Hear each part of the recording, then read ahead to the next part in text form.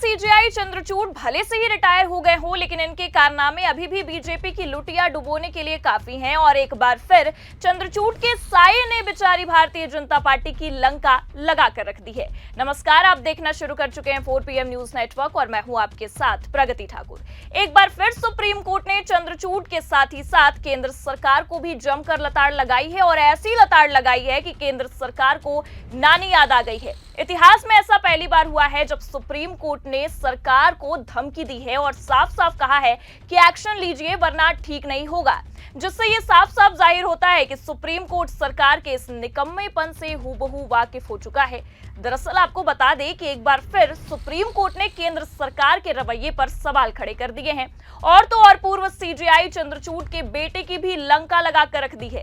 तो कैसे supreme court ने एक ही झटके में सारी दलीलें खारिज करते हुए केंद्र सरकार को ही धमकी दे डाली है, ये भी आपको बताएंगे और तो और तगड़ा एक्शन लेते हुए दिमाग में गंदगी भरा है जैसी टिप्पणी क्यों की है उस पर भी आएंगे। लेकिन उससे पहले आपको पूर्व सीजेआई डीवाई चंद्रचूड़ के बेटे अभिनव चंद्रचूड़ पर क्यों सुप्रीम कोर्ट भड़का है और भरे कोर्ट रूम में सारी की सारी दलीलों को सुनने से इनकार कर दिया है, उसे बता देते हैं। दरअसल आपको बता दें कि पूर्व सीजेआई डीवाई चंद्रचूड़ के बेटे अभिनव चंद्रचूड़ अपने पहले हाई प्रोफाइल केस के लिए कोर्ट में दलीलें दे रहे थे और उनकी दलीलें सुनने से ही जस्टिस ने इनकार कर दिया, क्योंकि हाई प्रोफाइल केस था भी तो फेमस यूट्यूबर रणवीर इलाहाबादिया का, जो इस वक्त चर्चाओं के बाजार में है। अब इसे लेकर यह भी कहा जा रहा है कि पूर्व सीजेआई के बेटे को इस केस को लेने की क्या ही जरूरत थी। खैर छोड़िए, अब अभिनव ने केस ले ही लिया है तो कोर्ट में केस लड़ने भी पहुंचे और दलीलें पेश करने लगे। इससे पहले कि कोर्ट दलीलें सुनता, सुप्रीम कोर्ट ने ही लताड़ लगा दी और केवल वकील अभिनव चंद्रचूड़ को ही नहीं बल्कि केंद्र सरकार को भी इस दौरान काफी लताड़ लगाई गई है। देखिए, बकायदा खबर भी निकलकर सामने आई है। खबर दैनिक भास्कर ने छापी भी है। लिखा है, यूट्यूबर इलाहाबादिया को सुप्रीम कोर्ट से फटकार, कहा इनके दिमाग में गंदगी, केंद्र से कहा एक्शन लीजिए वरना हम चुप नहीं बैठेंगे। तो इस खबर में साफ साफ देखा जा सकता है कि बड़ी ही आसानी से सुप्रीम कोर्ट ने रणवीर इलाहाबादिया को तो फटकार लगाई ही, सरकार की कार्यप्रणाली पर भी सवाल खड़ा कर दिया और कह सकते हैं कि धमकी ही दे डाली है कि भैया आप एक्शन लेंगे कि नहीं, वरना हमें आप पर ही एक्शन लेना पड़ सकता है। तो अब एक यूट्यूबर ने तो सरकार की भी लंका लगा दी है और भारी समस्या में डाल दिया है। वैसे भी सरकार अपनी कार्यप्रणाली को लेकर सुप्रीम कोर्ट में कितनी लताड़ खा चुकी है, इससे तो हम अच्छी तरह से वाकिफ हैं। हाँ, लेकिन इस बार वाली जो लताड़ पड़ी है ये काफी धमाकेदार होगी, क्योंकि ये वही सरकार और वही मोदी जी हैं जो ऐसे यूट्यूबर, ऐसे क्रिएटर को अपने हाथों से अवार्ड देते फिरते हैं और अब इनके द्वारा दी गई अभद्र टिप्पणी जो की गई है उस पर चुप्पी साधे बैठे हुए हैं। खैर, जिस तरह से खबर निकलकर सामने आ रही है साफ साफ इस ओर इशारा करती है कि अब सुप्रीम कोर्ट सरकार के इस ढीले रवैये से काफी परेशान हो चुका है। देखिए खबर में क्या लिखा हुआ है। सुप्रीम कोर्ट ने सोमवार को अश्लील कमेंट मामले में रणवीर इलाहाबादिया की अपील पर सुनवाई की। अदालत ने इलाहाबादिया को गिरफ्तारी से तो राहत दे दी, लेकिन उन्हें जमकर फटकार भी लगाई। अदालत ने कहा कि आपके कमेंट की भाषा विकृत और दिमाग गंदा है। इससे अभिभावक ही नहीं, बेटियां और बहनें भी शर्मसार हुई। जस्टिस सूर्यकांत और जस्टिस एन कोटेश्वर सिंह ने कहा कि इलाहाबादिया के खिलाफ कई FIR दर्ज की गई हैं, लेकिन अब उनके खिलाफ इस मामले में कोई केस दर्ज नहीं किया जाएगा। फिलहाल इलाहाबादिया को FIR से गिरफ्तारी से तो कोर्ट ने राहत दे दी है, लेकिन आपको बता दें कि इस राहत के पीछे शर्तें भी रखी गई हैं, जिसमें साफ साफ लिखा हुआ है अगर इलाहाबादिया जांच में शामिल होते हैं और सहयोग करते हैं तो उन्हें गिरफ्तार नहीं किया जाए। अगर उन्हें किसी तरह की धमकी दी जा रही है तो वे पुलिस प्रोटेक्शन की मांग कर सकते हैं। ये राहत तभी तक रहेगी जब तक इलाहाबादिया बाहर रहते हुए कोई भी शेयर नहीं करेंगे।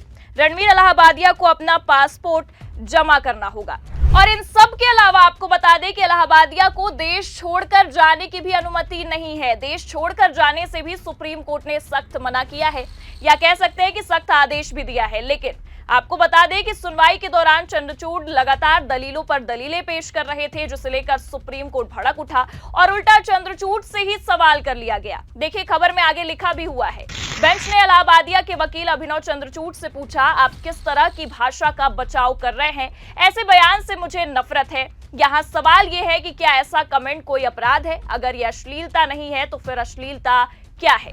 जस्टिस सूर्यकांत ने कहा कि उनके दिमाग में कुछ बहुत गंदा है जो वो प्रोग्राम में उगल रहे हैं। वो अभिभावकों की बेइज्जती कर रहे हैं। अदालत इलाहाबादिया का बचाव क्यों करे?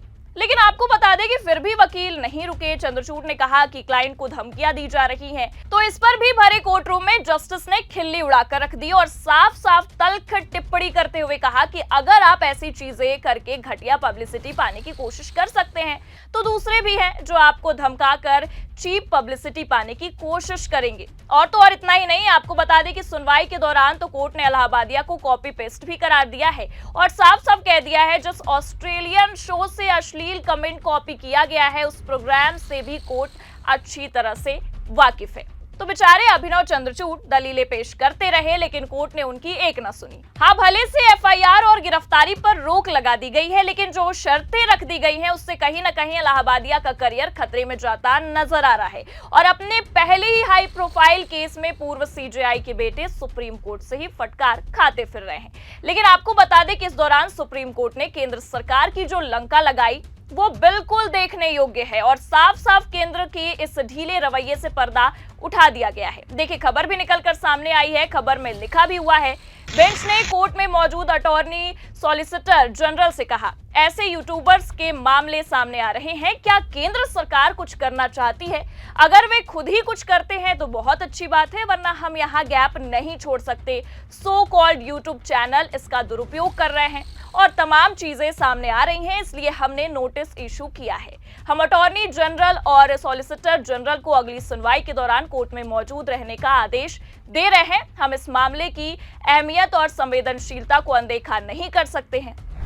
तो फिलहाल आप देख सकते हैं कि सुप्रीम कोर्ट ने बकायदा नोटिस तक जारी कर दिया है और साफ साफ केंद्र सरकार से कह दिया है कि इस पर एक्शन लीजिए, वरना हम तो लेकर ही रहेंगे, इसे अनदेखा हम नहीं कर सकते हैं। तो एक तरफ सुप्रीम कोर्ट है कि अपने कर्तव्यों का पालन करते हुए इस मामले पर सख्त निर्णय सुना रहा है और केंद्र सरकार है जो ऐसे क्रिएटर को बढ़ावा दे रही है, ट्रॉफी दिए जा रहे हैं। मोदी जी ऐसे यूट्यूबर का सम्मान कर रहे हैं। लेकिन फिलहाल अब हो सकता है कि सुप्रीम कोर्ट के समझाने और तल्ख टिप्पणी करने के बाद केंद्र सरकार और हमारे प्रधानमंत्री जी की आंखें खुल जाए और यूट्यूब पे फैल रही ऐसी अश्लीलता के खिलाफ कुछ तो निर्णय लिया जाए। पर जो सूत्रों के हवाले से खबर आ रही है, अगर उसकी माने तो सोर्सेस के मुताबिक पार्लियामेंट की आईटी कमेटी इस मामले में रणवीर इलाहाबादिया को नोटिस भेजने पर विचार कर रही है। प्रियंका चतुर्वेदी इस समिति की सदस्य हैं। जानकारी के मुताबिक आपको बता दें, कई और सांसदों ने इसके खिलाफ अपनी नाराजगी भी जाहिर की है क्योंकि संसद में इस मुद्दे को उठाया गया था और ऐसे कंटेंट की रोकथाम के लिए कानून बनाने की भी मांग की गई है। तो फिलहाल अब सुप्रीम कोर्ट की इस टिप्पणी के बाद मोदी सरकार की हालत काफी खराब होती नजर आ रही है। लेकिन अब यह देखना दिलचस्प होगा कि इस टिप्पणी के बाद मोदी सरकार क्या करती है और सरकार का क्या होता है। पर आपको क्या लगता है कि सुप्रीम कोर्ट ने जिस तरह से तल्ख टिप्पणी की है, मोदी सरकार इस पर क्या एक्शन लेगी और किस तरह का रिएक्शन निकलकर सामने आएगा? अपनी राय कमेंट करके जरूर बताएं। खबर कैसी लगी लाइक और शेयर जरूर करें। चैनल पर नए हैं तो सब्सक्राइब और ज्वाइन करना भी ना भूलें। देखते रहिए 4 PM न्यूज नेटवर्क। नमस्कार।